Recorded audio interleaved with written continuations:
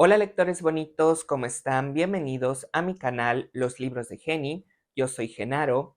Este 15 y 16 de septiembre se celebran las fiestas patrias en México, el momento ideal para adentrarse en la literatura mexicana, si me lo preguntan. Bueno, todo el año es un buen momento, pero para mí septiembre es el mejor mes para hacerlo. Por ello, hoy les traigo una selección de 8 libros para que conozcan a mi país desde distintos géneros, plumas, ideas y perspectivas. Antes de comenzar, por acá arriba les estará apareciendo el enlace al video con la selección que hice el año pasado, por si quieren verlo antes o después de este. Y ahora sí, sin más contratiempos, comencemos.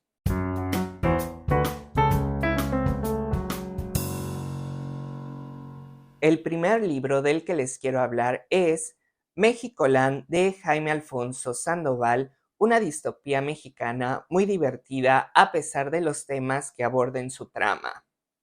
Nuestro protagonista se llama Cuauhtémoc Rojo, un adolescente que vive en México Nuevo, un estado que nace a raíz de una guerra de secesión.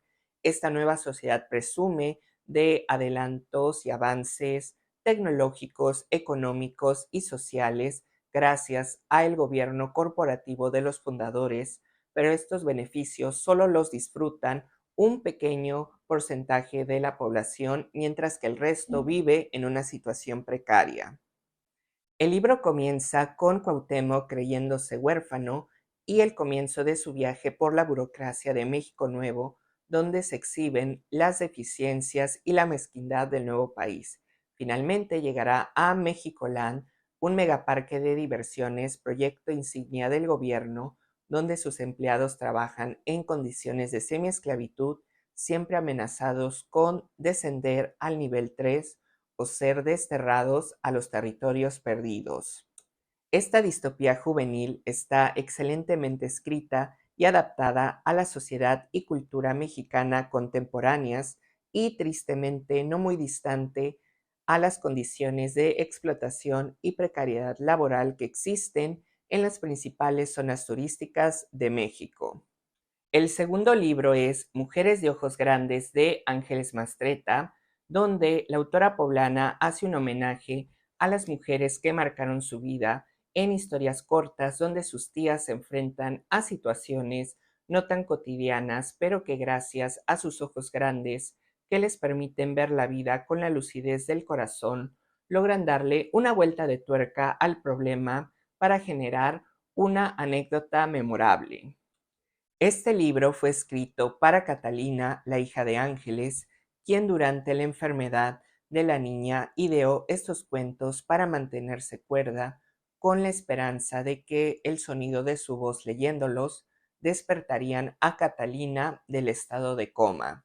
Con este dato en mente, puedo apreciar mejor la pesadumbre que esconden varios relatos de mujeres de ojos grandes, donde las tías de Ángeles Mastretta se enfrentan a una sociedad conservadora donde sus talentos se limitan al hogar, la familia y la religión, encontrando consuelo en los pequeños espacios y placeres que pueden construir e inventando una realidad donde ser más que la esposa, la madre y la hija de un sujeto.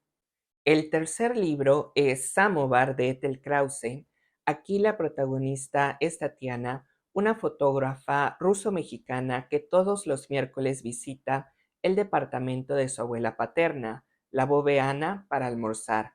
Con Bobe viven la tutalena y Modesta, la fiel y sempiterna empleada doméstica. En las voces de estas tres mujeres, Tatiana no solo se entera de su pasado y secretos familiares, sino que también entiende que estas tres mujeres son sobrevivientes de sus propias tragedias. Poco a poco su visión las transforma en sujetos que piensan, que sienten y que se equivocan, alejándolas de esa imagen idealizada que construyó en su mente después de años de dinámica familiar. Muchos años después, ya en 2020, el Samo Bardeana, que es una tetera metálica con una chimenea interior incluida que sirve para preparar y servir el té y que es un ícono para la cultura rusa, es el único vestigio de esas tardes soleadas con el que Tatiana, ahora maestra de fotografía, mantiene la cordura durante su encierro y son los recuerdos de Bobe, de Elena, de Modesta y un proyecto de arte junto a sus alumnos lo que la sacan a flote.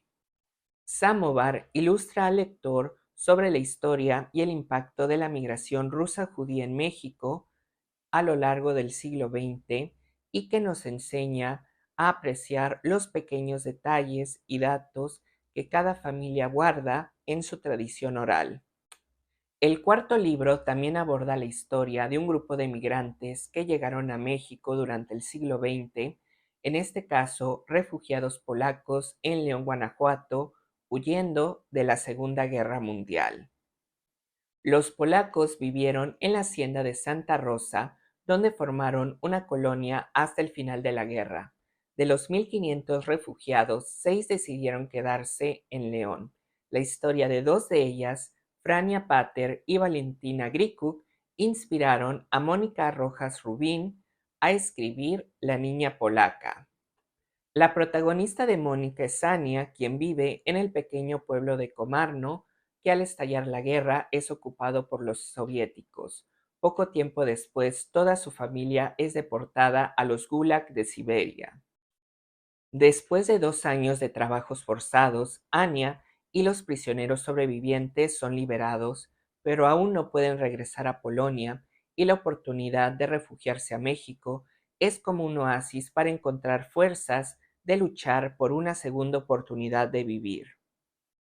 Finalmente, La niña polaca es una historia basada en hechos reales que enseña que el deseo de sobrevivir, la esperanza y el amor familiar son más fuertes que una guerra.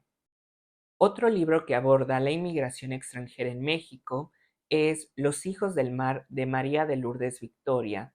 La autora, quien es española por parte de su madre, explora su pasado e historia familiar como un proyecto para que sus hijos, quienes nacieron y viven en los Estados Unidos, tengan constancia de sus raíces mexicanas y del pasado de su madre. María de Lourdes nos presenta el camino recorrido de sus 2 apellidos, Victoria y Mugira, a lo largo de casi 100 años de historias y anécdotas familiares, donde nos guía por todo el camino que tuvieron que recorrer sus ancestros para que sus padres, Neftalí y Pilar, se conocieran y la crearan. Los hijos del mar es también un registro que enumera y compara los cambios que sufrió el núcleo familiar en México a lo largo del siglo XX. Una de mis sorpresas lectoras de 2023 es Niebla ardiente de Laura Baeza, una novela que aborda el cómo una relación de hermanas es destruida primero por una enfermedad mental y después por la desaparición de una de ellas. Esta es la historia de 2 hermanas, Esther e Irene, cuya vida se ve trastornada con el diagnóstico de la segunda con esquizofrenia. La familia cambia de aires para atender mejor la enfermedad de la hermana pequeña, pero llega un punto en que la condición de Irene se vuelve insoportable para su madre y hermana, quienes deciden internarla en una clínica. Tiempo después, Irene se escapa y es encontrada en una fosa común. 10 años después, Esther vive en España y mirando las noticias cree reconocer a su hermana en un reportaje, lo que despierta su estrés postraumático que le impulsa a cerrar la herida que le dejó la desaparición de Irene y dispersar de una vez por todas esa niebla ardiente que se viene cocinando en su interior desde su niñez. Niebla ardiente es un libro que aborda y ejemplifica el cómo una enfermedad mental puede enemistar y destruir a una familia y que en su subtrama Laura Baeza aprovecha a denunciar la abrumante situación de las millones de personas que son asesinadas y desaparecidas en México todos los días, resaltando a los feminicidios y a las víctimas mortales de la trata de blancas con la que Esther se topa en el Viacrucis por encontrar a su hermanita. Otro libro que ahonda en las peculiares relaciones familiares en México es La cabeza de mi padre de Almadelia Murillo, donde aborda un tema que es tristemente común y hasta idiosincrático del país: el abandono y la ausencia de la figura paterna. Almadelia nos narra su propia historia, la de una niña de 2 años que fue dejada atrás junto a su madre y sus 7 hermanos por un padre alcohólico del que solo conoce su nombre y una foto con su rostro recortado. Nuestra autora aguantó la vergüenza de vivir sin padre por 38 años, hasta que en diciembre de 2016 se armó de valor y junto a su madre y a 3 de sus hermanos iniciaron un viaje hasta La Mira, Michoacán, para encontrar a su papá. Murillo quiere verlo, tocarlo, olerlo, darle voz, forma, color, develar al hombre detrás de una masa de miedos, inseguridades y dolor, saber quién es y por qué se fue.